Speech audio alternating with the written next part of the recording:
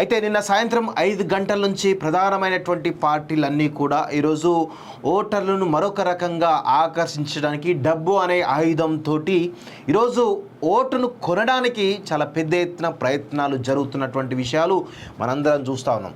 ఈరోజు ప్రధానంగా ఓటు విలువ ప్రధానంగా 200 రూపాయలకు తగ్గేసి ఈరోజు కొన్ని నియోజకవర్గాల్లో 1000 వరకు కూడా పలుకుతున్నట్టు చాలా సమాచారం వస్తుంది. వరంగల్ లాంటి ప్లేసెస్లో కాంగ్రెస్ పార్టీ 200 పంచుతున్నట్టు చాలా క్లియర్గా మనకు సమాచారం వస్తుంది. నిజామాబాద్లో కూడా కాంగ్రెస్ పార్టీ 200 పంచుతున్నట్టు సమాచారం వస్తుంది. అదేవిధంగా సికింద్రాబాద్లో దానం నాగేందర్ ఓటుకు 1000 రూపాయలు పంచడానికి కూడా సిద్ధమైనట్టు మనకు సమాచారం వస్తూ ఉంది. ఇలా ప్రతి చోట కూడా కాంగ్రెస్ పార్టీ సంబంధించిన వాళ్ళు పెద్ద ఎత్తున అధికారంలో ఉన్నారు కాబట్టి వారు ఈరోజు పెద్ద ఎత్తున ఓట్లను కొనడానికి ప్రయత్నాలు చేస్తున్నట్టు తెలుస్తోంది. అయితే ఇంకొక వైపు భారతీయ జనతా పార్టీ కానీ భారతీయ రాష్ట్ర సమితి కానీ ఈరోజు ఓట్లను కొంటున్నారా లేదా అనేటువంటి సమాచారం అయితే మనకి ఇప్పటివరకు అయితే రావడం లేదు. చూద్దాం, మరి సాయంత్రం వరకు ఏమైనా వస్తే కనుక ఖచ్చితంగా అప్డేట్ చేసేటువంటి ప్రయత్నం అయితే చేస్తాం వాస్తవంగా. సో ఈ క్రమంలో తెలంగాణ ప్రజలకి, తెలుగు ప్రజలకి కాలోజీ టీవీ తరపున ఒక విజ్ఞప్తి చేయదలుచుకున్నాం.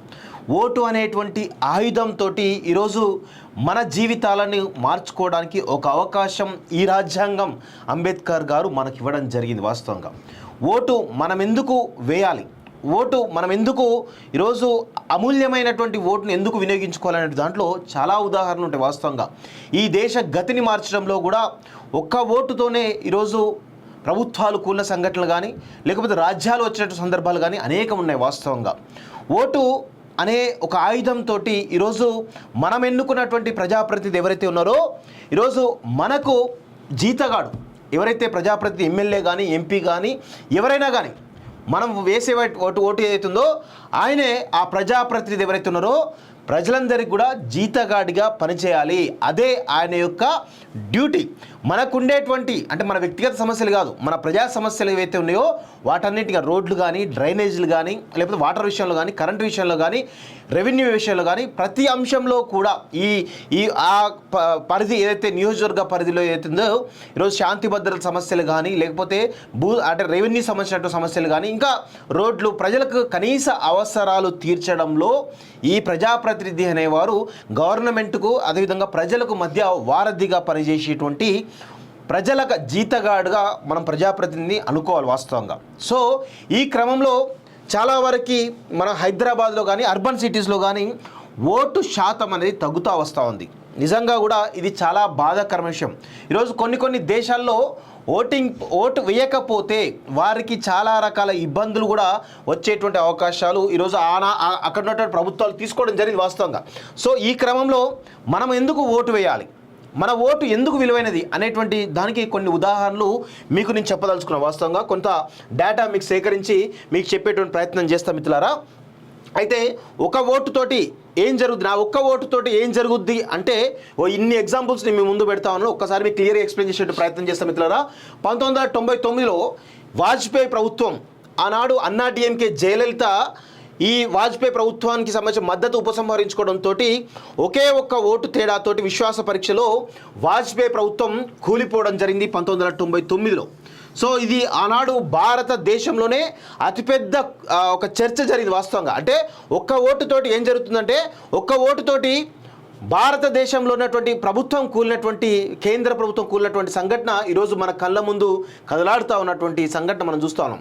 అయితే అది మేజర్ అంటే దేశాన్ని కుదిపేసినటువంటి ఒక్క ఓటు వార్త అది వాస్తవంగా. అంటే ఒక్క ఓటు విలువ ఏందో ఈరోజు మనం చూస్తూ ఉన్నాం. ప్రభుత్వం కుర్చీలు కదిలిపోయి ఇదే వాజ్పేయి అప్పుడు దేశ ప్రజలంతా ఏంటది పల్లకీలు పట్టిర్రు, ఆయనకి పూల పాన్ పేసిర్రు. అట్లాంటిది ఒక్క ఓటు వాజ్పేయి లాంటి అద్భుతమైన ఈ రోజుకి గుర్తు పెట్టుకుంటారన్న చాలా మంది ఎవరిని అడిగినా చెప్తారు వాజ్పేయి ప్రభుత్వాన్ని మించిన ప్రభుత్వం ఇప్పటివరకు రాదు అనేటువంటి. అలాంటి ఒక అద్భుతమైనటువంటి లీడర్ కి సంబంధించినటువంటి గవర్నమెంట్ ని కూలగొట్టింది ఒక్క ఓటు. అయితే రెండో సంఘటన చూద్దాం. 2004లో కర్ణాటక రాష్ట్రంలో ఈరోజు జనతాదళ్ నుంచి ఏఆర్ కృష్ణమూర్తి అనేటువంటి వ్యక్తి పోటీ చేసిండు. కాంగ్రెస్ నుంచి ధృవనారాయణ అని చెప్పేసి పోటీ చేయడం జరిగింది. సో ఇక్కడ ధృవనారాయణ ఎవరైతే కాంగ్రెస్ పార్టీ సంబంధించిన వ్యక్తి ఎవరైతే ఉన్నారో ఒకటే ఒక ఓటుతోటి ఈరోజు గెలుపొందడం జరిగింది. దీనికి సంబంధించిన ఒక ఇన్సిడెంట్ మీకు చెప్తా, చాలా కామెడీ ఉంటుంది వాస్తవంగా. సో జనతాదళ్ సంబంధించినటువంటి నాయకుడికి 40,751 వస్తే కాంగ్రెస్ పార్టీ సంబంధించినటువంటి వ్యక్తికి 40,752, అంటే ఒక ఓటు తేడాతోటి ధ్రువనారాయణ గెలుపొందడం జరిగింది. అయితే ఇక్కడ కామెడీ విషయం ఏంటంటే ఏఆర్ కృష్ణమూర్తి అనేటువంటి వ్యక్తి తన డ్రైవర్కి ఓటు హక్కు కూడా ఉండగా ఆయన తన బిజీ షెడ్యూల్, ఎన్నికల షెడ్యూల్ బిజీగా ఉండడంతో అరే నువ్వు ఒక్క ఓటు వేయకపోతే ఏమవుతుందిరా అనేటువంటి దాంట్లో ఆయన ఓటు వేయకుండా ఆపేసి వాస్తవంగా. సో ఆ ఒక్క ఓటుతోటి ఈరోజు ఆయన జీవితమే, ఆయన రాజకీయ జీవితమే క్లోజ్ అయింది. ఆ తర్వాత ఆయన ఎక్కడ కూడా రాజకీయాల్లో లేడు వాస్తవంగా. తన డ్రైవర్ని కనుక నిజంగా ఆ రోజు ఓటు వేయించి ఉంటే పరిస్థితి వేరేలా ఉండేది వాస్తవంగా. సో ఆ ఒక్క ఓటు సంఘటనతోటి ఏ విధంగా మార్పులు జరుగుతాయో తన పక్కన ఉండేటువంటి, తనతో ఉండేటువంటి డ్రైవర్నే అవసరం లేదు నీ ఒక్క ఓటుతో గెలిచేది ఓటు ఏమైనా ఉందా అని అనుకున్నాడు వాస్తవంగా. పాపం అదే డైలాగ్ కొట్టిండు డ్రైవర్ తోటి. ఆ డ్రైవర్ పాపం ఓనర్ ఏం చెప్పిండో అదే చేసిండు వాస్తవంగా. సో ఆ బిజీ షెడ్యూల్లో ఆయన ఓటు వేయలేదు. ఆ ఓటు వేయని కారణంగా ఈరోజు ఆయన ఓనరే ఎవరైతే ఉన్నారో ఏఆర్ కృష్ణమూర్తి ఓడిపోవడం జరిగింది. చాలా కీలకమైన సంఘటన. 2008లో రాజస్థాన్లో కాంగ్రెస్ పార్టీ సంబంధించినటువంటి సిపి జోష్, అదేవిధంగా బీజేపీ సంబంధించిన చౌహాన్, ఇక్కడ కూడా కేవలం ఒక ఓటు తేడాతోటి మాత్రమే బీజేపీ సంబంధించిన చౌహాన్ గెలుపొందడం జరిగింది. ఇది 2008లో. అంటే ఇలాంటి సంఘటనలు చూస్తూ ఉంటే ఒక్క ఓటుతోటి దేశ స్వరూపాలే మారుతాయి, అదేవిధంగా రాష్ట్రాల్లో ఉన్నటువంటి అభ్యర్థుల స్వరూపాలే మారుతాయి అనడానికి కొన్ని ఉదాహరణలు. ఇవి మన దేశంలో జరిగినటువంటి అంటే కొన్ని సంఘటనలు మాత్రం, ఇంకా చాలా సంఘటనలు ఉన్నాయి వాస్తవంగా. ఇవి దేశానికి సంబంధించినటువంటి సంఘటనలు. అయితే ప్రపంచవ్యాప్తంగా తీసుకున్నట్లయితే ఈరోజు 1969 నుంచి మొన్నటి వరకు కూడా 1923 వరకు కూడా చాలా సంఘటనలు జరిగింది. దానిలో కొన్ని కీలక విషయాలు మీకు చెప్పే ప్రయత్నం చేస్తా. 1969లో ఇంగ్లాండ్ కింగ్ చార్లెస్ I అనేటువంటి రాజును ఎవరైతే శిరచ్ఛేదనం చేయడానికి ఒక్క ఓటు తేడాతోటి ఆయన శిరచ్ఛేదన నిర్ణయం జరగడం జరిగింది. అది ఇప్పుడు 1669లో. సో అది ఇంగ్లాండ్ సంబంధించినటువంటి కింగ్ను శిరచ్ఛేదనం చేసేటువంటి అంశం. అయితే 1714లో బ్రిటన్ రాజు ఒకే ఒక్క తేడాతోటి ఈరోజు ఆ సింహాసనాన్ని అధిష్ఠించడం జరిగింది 1714లో. అదేవిధంగా 1776లో ఈరోజు అమెరికాలో ప్రధానమైనటువంటి భాష ఏంటి, జర్మనా ఇంగ్లీషా అని చెప్పేసి ఓటింగ్ పెడితే ఇంగ్లీష్ భాష ఒకే ఒక్క ఓటు తేడాతోటి అక్కడ అఫీషియల్ లాంగ్వేజ్ అమెరికాలో అఫీషియల్ లాంగ్వేజ్ ఇంగ్లీష్ అని చెప్పేసి ఈరోజు ఒకే ఒక్క తేడాతోటి 1776లో ఇంగ్లీష్ ప్రధానమైన భాషగా గుర్తింపు పొందింది ఒక్క ఓటుతోటే. అయితే 1850లో కూడా కాలిఫోర్నియా స్టేట్ను ఈరోజు డివైడ్ చేసే దానిలో ఒకటే ఒక ఓటు తేడాతోటి కాలిఫోర్నియా రాష్ట్రం ఏర్పడింది. అది కూడా చాలా కళ్ళ ముందు ఉన్నటువంటి సంఘటన, చరిత్ర చెప్తున్నటువంటి వాస్తవం. మన ఇండియన్స్ ఎక్కువ ఉండేటువంటి స్టేట్ కూడా కాలిఫోర్నియా. 1868లో ఆండ్రూ జాన్సన్ అని చెప్పేసి అమెరికా అధ్యక్షుడు ఒకటే ఒక ఓటు తేడాతోటి ఆయన అధ్యక్షుడు కావడం జరిగింది. అంటే ఒక్క ఓటు పడకపోతే ఆయన అధ్యక్ష పదవికి పోయేది వాస్తవంగా.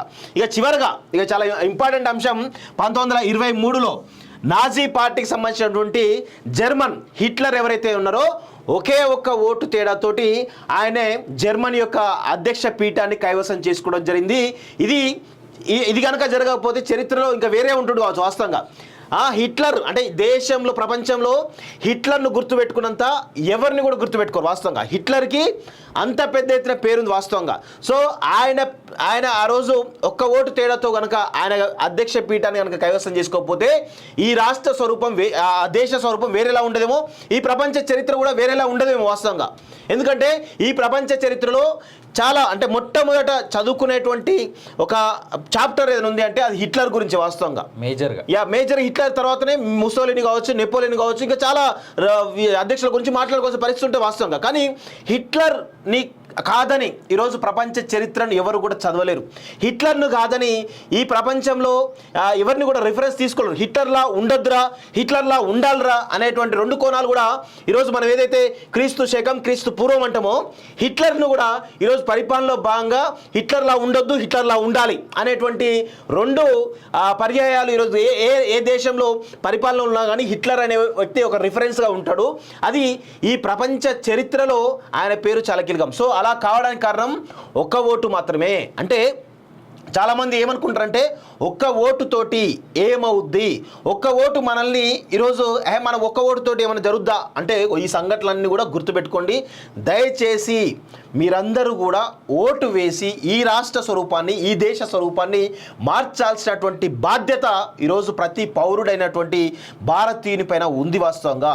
ఇది ఏ రాష్ట్రానికి సంబంధించిన ఎన్నిక కాదు, ఇది మన భారతదేశ భవిష్యత్తును నిర్ణయించే ఎన్నిక. కాబట్టి ప్రతి ఒక్క పౌరుడు కూడా ఈరోజు బాధ్యతాయుతంగా ఓటు వేయాల్సినటువంటి అవసరం ఏర్పడింది. ముఖ్యంగా మన రాష్ట్ర విషయానికి వచ్చినట్లయితే హైదరాబాద్ కానీ హైదరాబాద్ మహానగరంలో కావచ్చు, లేకపోతే కొన్ని అర్బన్ సిటీస్లో కావచ్చు, ఓటింగ్ శాతం 40% 50% ఉంటా ఉంది వాస్తవంగా. సో ఇంకా 50% ఎక్కడికి పోతా ఉన్నారు జనాలు.